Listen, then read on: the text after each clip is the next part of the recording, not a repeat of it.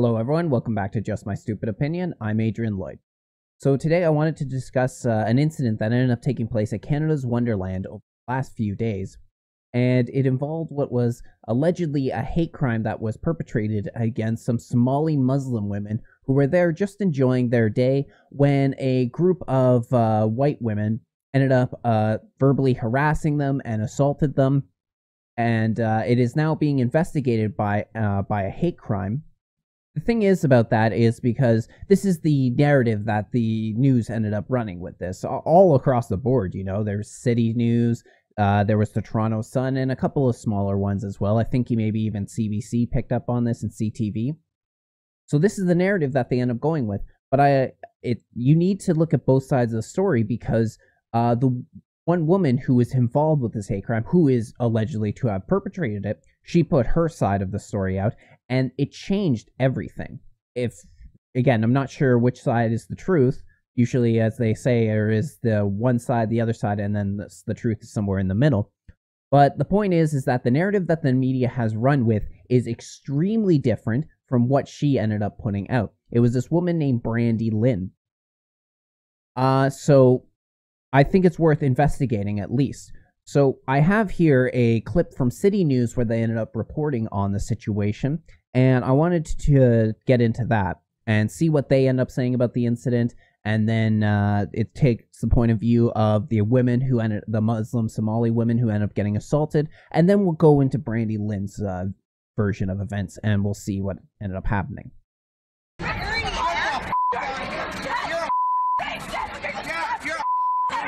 A disturbing incident caught on camera at Canada's Wonderland is being called racially motivated. An 18-year-old woman in a hijab says she was attacked here at the park on Thursday after getting into a verbal confrontation with another group. She says she was spit on and told to go back to her country. Cell phone video captures the heated exchange at the entrance to the park. Two groups yelling profanities at one another.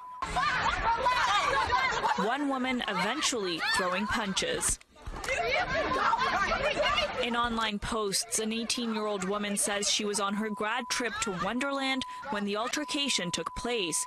She says not only was she spit on, she was also physically attacked. Her hijab was torn off and she was hit multiple times in the head. I think I'm mostly angered because we know that hate crimes are increasing. The Canadian Council of Muslim Women says these troubling incidents are on the rise. Both physical and verbal hate crimes are becoming far too common in what's supposed to be a multicultural country. Nobody should be going through that. That's violence happening here in Canada. And we need to stop pretending that Canada is a safe haven for all. The 18-year-old says police didn't handle the situation well at all, even claiming an officer rolled his eyes when she mentioned the word Islamophobia. In a statement, York Regional Police say hate crime unit investigators have been engaged in the investigation of the alleged assault since the beginning, alongside detectives, adding, "We take every allegation of hate seriously and can assure our community it is being investigated thoroughly." The National Council of Canadian Muslims also speaking out, calling the incident extremely troubling. "We are now in contact with the complainant. Rest assured, we're not going to let anyone get away with racism or Islamophobia." A spokesperson for Canada's Wonderland also saying that both Wonderland security and police responded to the incident quickly and appropriately. She says that both parties were ejected from the park after a thorough investigation. For City News, I'm Tina Yazdani. So that is the story as reported by City News, and that's more or less the same type of reporting that has gone on across the board. Even when I looked at the Toronto Sun, there wasn't much difference in their reporting to this. It all came from the perspective of the Somali Muslim women, and I noticed when I first looked into this that nobody even tried to contact this woman, Brandy Lynn, or any of the people involved with her. And I've also had trouble finding the cell phone footage online. The only two social media accounts I really use are our Facebook and Twitter. So I kind of took a browse on there. I didn't really find it.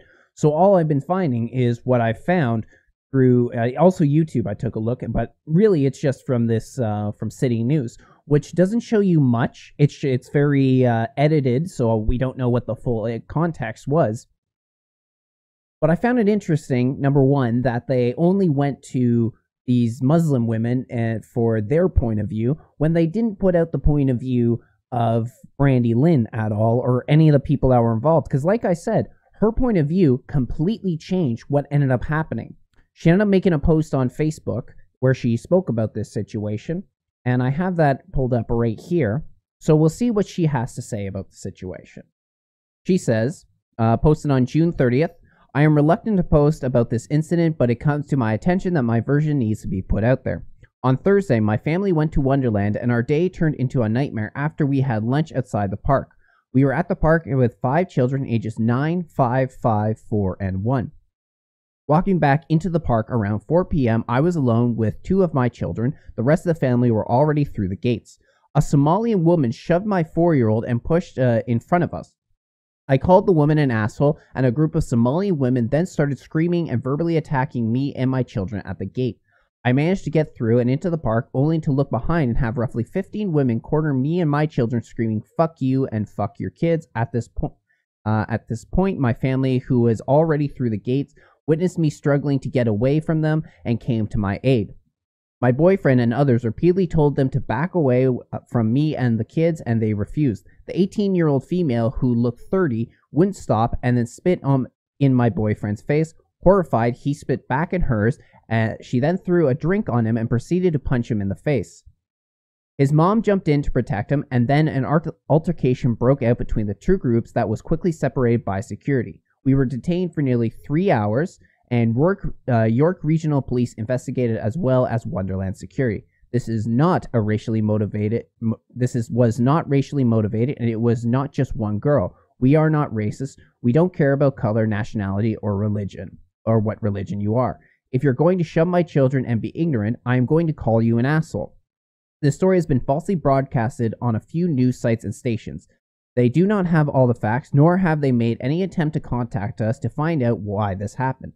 An 18-year-old woman 3 times the size of me in front of her friends attempted to harass, bully, and intimidate a white mother alone with 2 kids and is now calling us racist. Last I checked, asshole wasn't a racial slur. If anyone has questions, feel free to message me.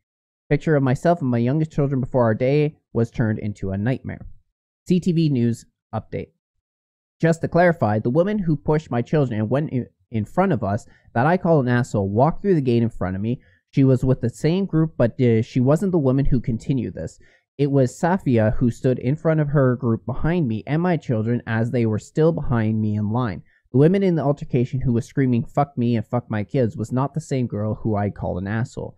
This started a separate argument. I turned around and called her a fat bitch after she said "fuck me" and "fuck my kids," and she called me a crack bitch. I walked away again. That's when she and her group followed me and my 2 kids into the park and continued to scream at me. This should have ended with her friend, and I walked away, but it did not. This is a picture of her with her children. So that is her side of the story, and at least what I find interesting is that this has been corroborated by a witness, supposedly, because another thing that Brandy ended up posting was she said she found this on Instagram, who was a witness to what happened.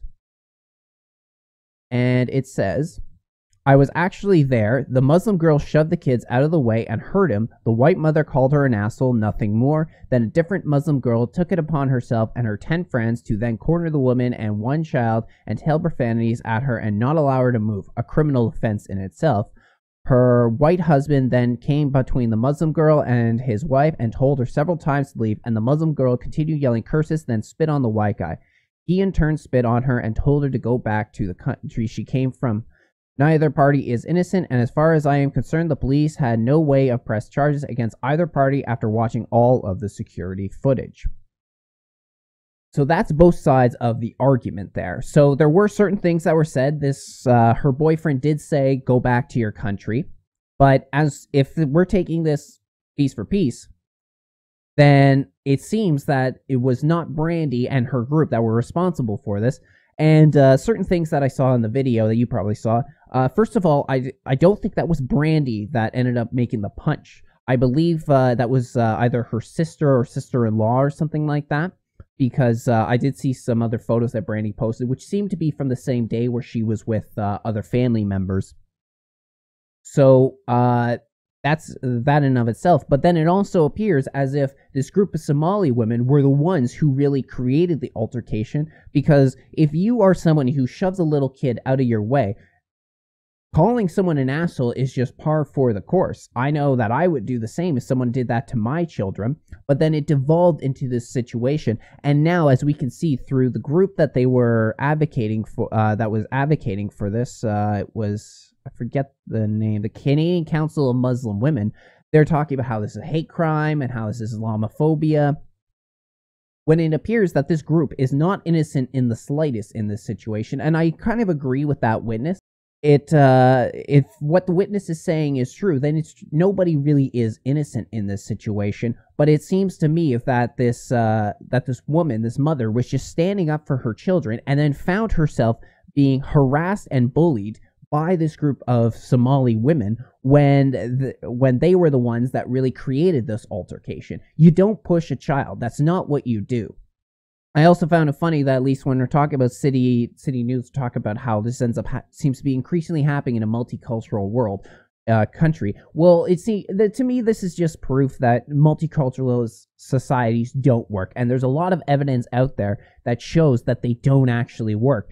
That the more and more you bring in different groups of people, actually the more split up the society is getting.